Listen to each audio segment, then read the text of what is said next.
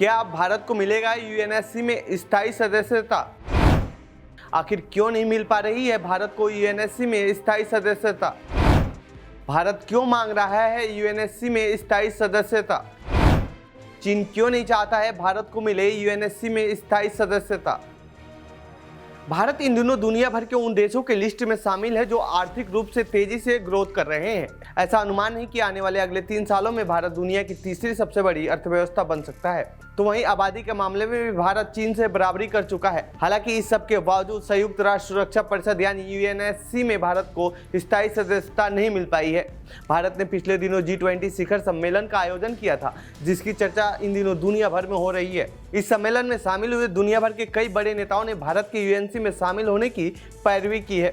तो आइए जानते हैं इस रिपोर्ट में क्या है यूएनएससी, क्या है इसके स्थायी सदस्य होने के मायने, और साथ में ये भी कि आखिर भारत क्यों नहीं बन पा रहा है यूएनएससी का स्थायी सदस्य और भारत के लिए कितना जरूरी है ये।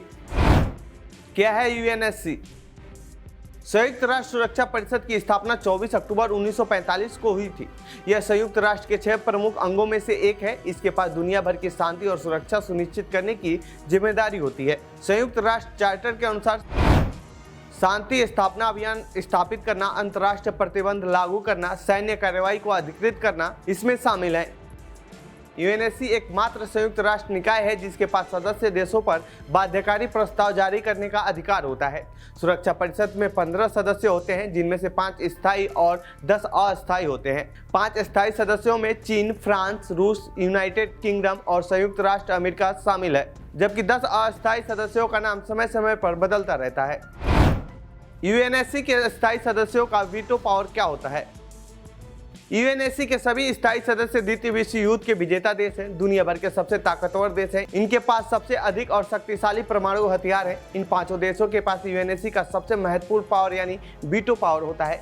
इसका मतलब ये है कि यदि इनमें से कोई भी देश किसी प्रस्ताव पर वीटो करता है तो इसे यूएनएससी से पारित नहीं किया जा सकता है, भले इसके पक्ष में आवश्यक 9 वोट ही क्यों न हो। ऐसे में यदि भारत यूएनएससी में शामिल होता है तो उसके पास भी ये शक्ति आ सकती है।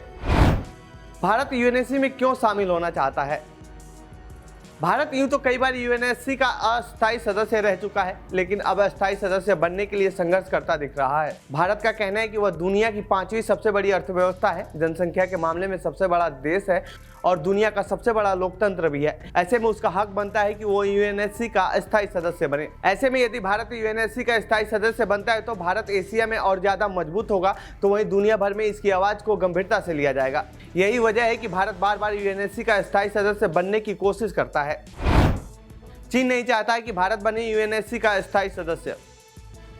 ऐसा नहीं कि भारत को यूएनएससी में पहली बार स्थायी सदस्य बनाने की चर्चा हो रही है। इससे पहले भी कई बार भारत स्थायी सदस्य बनने की कोशिश कर चुका है, लेकिन चीन के स्थायी सदस्य होने की वजह से बार बार फेल हो जाता है, क्योंकि चीन भारत के खिलाफ अपना वीटो पावर इस्तेमाल कर देता है, जिसकी वजह से स्थायी सदस्यता नहीं मिल पाती है।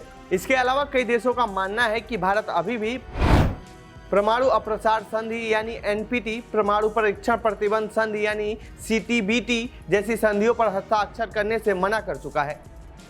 तो वहीं भारत अब भी G4 समूह के जापान, ब्राजील और जर्मनी के साथ प्रतिस्पर्धा कर रहा है, जिसकी वजह से उसे यूएनएससी का अस्थायी सदस्य नहीं मिल पा रहा है। तो ये थी यूएनएससी से जुड़ी हमारी रिपोर्ट। आपको कैसी लगी ये रिपोर्ट कमेंट बॉक्स में बताएं। साथ ही इस पूरे मामले पर आप क्या कहना चाहते हैं कमेंट बॉक्स में लिखें।